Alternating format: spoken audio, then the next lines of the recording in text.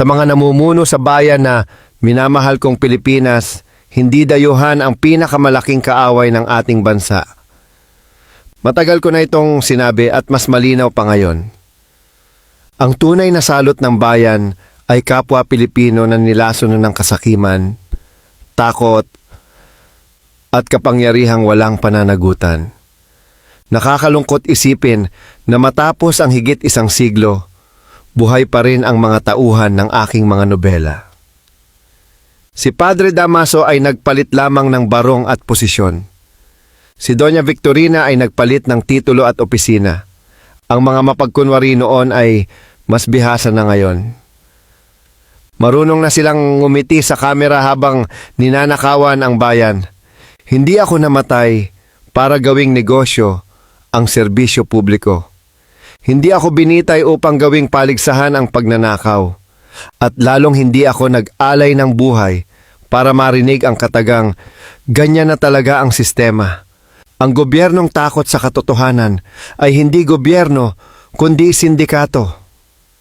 Ang lider na inuuna ang sarili, bago ang bayan ay hindi lider, kundi mandarambong na may selyo ng Estado.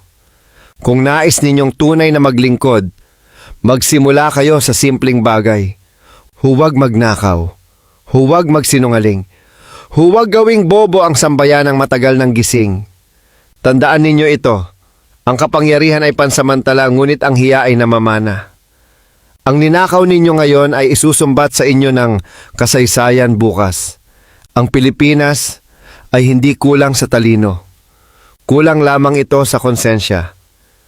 At kung may kinatatakutan kayo sa aking mga salita, mabuti. Ibig sabihin, may natitira pa kayong budhi para sa bayan. Lagi. Mga kababayan, alam natin kung sino ang utak ng korupsyon. Sa kabila ng panawagan natin na huwag ilihis, huwag pagtakpan, pero patuloy pa rin tayong niluloko. Kaya ngayong January 31, magkaisa tayo. Ibuhos natin ang ating buong puwersa. Samahan nyo kami sa EDSA. Mag-motorkid rally tayo. At kapag napuno natin ang kalsada, ipapasok natin kaagad ang Dabiguan Rally kahit hindi pa ngayon ang schedule.